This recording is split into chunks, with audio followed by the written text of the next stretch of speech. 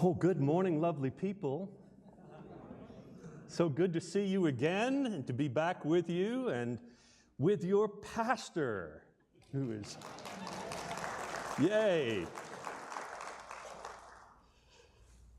Kim and I always love being with you. My wife Kim is with me today, and we are grateful for who you are as a church. Now, most of you know the story of Aladdin. Kim got me to watch the 2019 movie a few weeks ago, and presto, sermon material. I love when that happens, don't you? Right? So Will Smith plays the genie who emerges from the lamp offering Aladdin what? 3 wishes, right? And suddenly, Aladdin is faced with the question that all of us have probably entertained in one form or another at one time or another, right? And that is, if you could have anything you wanted, anything in the world, what would you ask for? Money? Success? Security? Power? Would you want to be admired, respected, remembered? Or how about this? Recognized. Right? That question lies at the heart of the movie, and the dark character in the story is someone named Jafar. Right? He plays second fiddle to the Sultan, and it grates on him every moment, right? So he knows what he wants. He wants to rise above everyone else, and so his first wish is to become the Sultan, but that's not enough. Next, he wants to become the most powerful sorcerer in the world, but then he realizes that there is one more powerful than even he, and that is the genie himself. And so he uses his third wish to become the genie. The wish is granted. Jafar at last possesses unimaginable power, but then he discovers the truth too late. And that is, a genie may have extraordinary power, but he is also bound to the lamp, right? The man who wanted to rise above everyone else ends up confined. He gets the power and the glory he wanted, and he loses his freedom. His desire to be greater than everyone else becomes his prison. Aladdin makes a different choice. He uses his final wish to set the Will Smith genie free. Look at the contrast. Jafar uses his wish to exalt himself. Aladdin uses his wish to liberate someone else, right? One man asks, how great can I become? The other finally asks, whom can I serve? In today's first reading from 1 Kings, God comes to Solomon in a dream and says, ask what I should give you. This is Solomon's Aladdin moment, you might say, except that God asks for only one wish. And Solomon could ask for a long life, for riches, or for revenge on his enemies. God even lists these afterwards as maybe the most expected answers. But Solomon won't ask for anything that will benefit him alone. He asks for keen perception, for good judgment, for able discernment. Now, most of us, when we first heard this story when we were kids, probably remember that what Solomon actually asked for was what? Wisdom. Well, the Hebrew word for wisdom means an understanding mind. Literally, a listening heart. What Solomon wants is to be able to tell good from evil. And I think we would all agree with God that he chose well. He is already wise beyond his years by making this his desire. So here's another way of saying it. Solomon doesn't ask to be recognized. He asks for the ability to recognize. It would be easy, I think, at this moment to make the application here to what kind of national leaders we should want. And that would not be wrong. I mean, I think Christians who are formed by stories like this one should look for leaders who would not seek power for the sake of personal enrichment or for recognition, and certainly not to get back at their enemies. It's just in the Bible. Now, we've seen this movie play out before in real life, and it never ends well. And yet we never seem to learn. We should want leaders who want an understanding mind and a listening heart, right? Leaders with the gift of recognition rather than the thirst for it. Well, we could go there, but the force of biblical interpretation, I would say, should fall first and foremost on the people of God themselves. It's the church that should be wrestling with this question. What do we most want? And when I say the church, I don't just mean Carrie as the Solomon figure of the church, right? Best I can tell, she is Solomonic enough already in being wise beyond her years, right?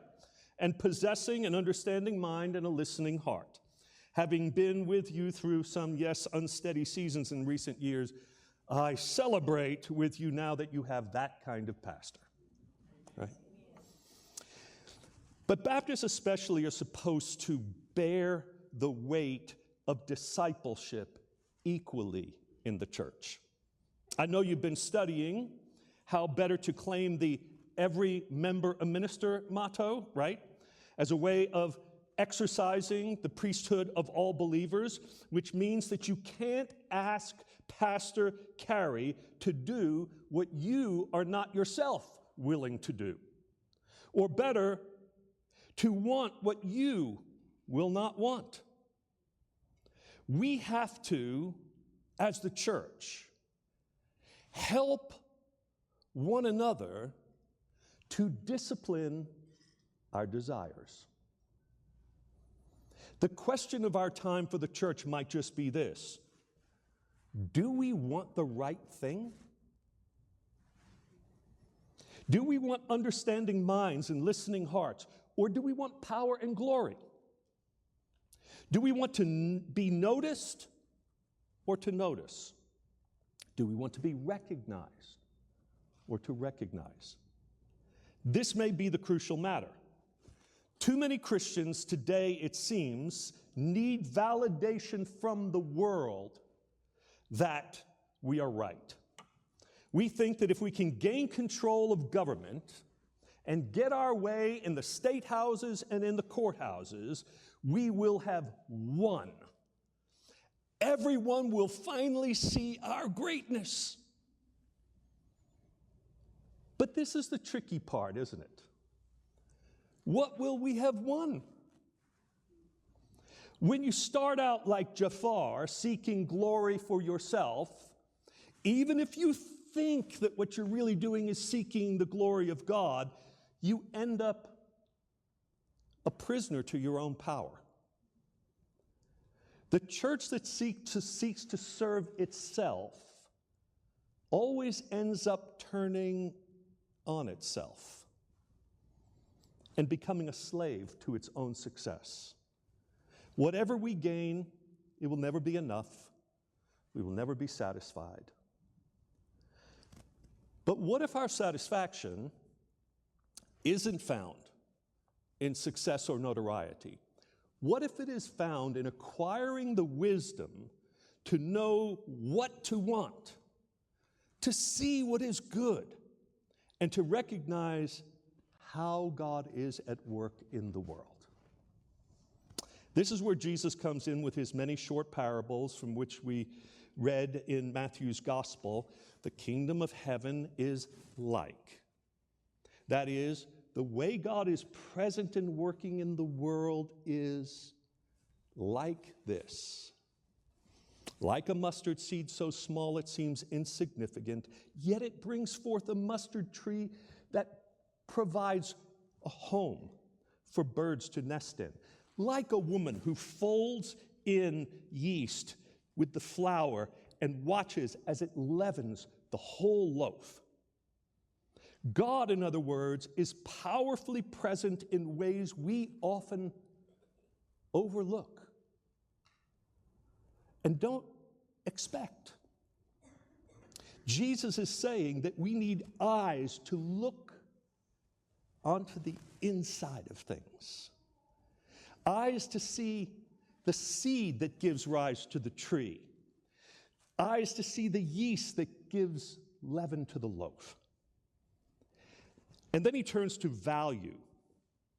We should be like the man who finds a treasure in a field and then reburies it and goes and buys the field. Or like the merchant who discovers this pearl of great price and sacrifices everything for it. Or like a net that catches all kinds of fish indiscriminately. Notice here in this troubling little parable that the church is the net, right? And the church is not in charge of the sorting. Only the gathering. The net doesn't get to decide what fish swim into it. We are never smart enough to know whom to keep and whom to throw out. We leave that to the angels. We just treat everyone as a child of God to be drawn near to. Jesus is saying that we need keen eyesight to see where and how God is at work in the world, and we need understanding minds to know what to value and cherish. This kind of wisdom is a gift of God to those who would receive it. But those who would receive it will require effort to receive it. Receiving itself is a spiritual practice, and we have to learn to listen, to understand what is deep and abiding and valuable. And that is hard to do in our time. Christians have no special faculty for this that separates us from the rest of the world. We live in the world, right? And I don't know about you, but day to day, I get caught up in the noise of the news. Anyone else?